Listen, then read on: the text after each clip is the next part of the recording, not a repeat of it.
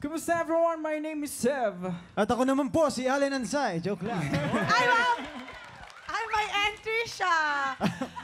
Alam nyo, guys, sobrang seductive ng kantang to, ha? Kanina nung pinapakinggan ko siya, kuya, Napapaano ka? ganun ako talaga kanina, oo.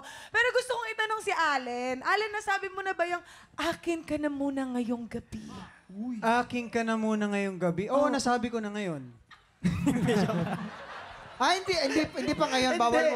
Bawal muna. Hindi, siguro yung nung bata kasi ako yung phone hiraman kami. So nung nakuha ko yung phone, aking ka muna ngayong gabi. Ako din, nasabi ko na rin yan. Saan? Saan mo na? Kanino?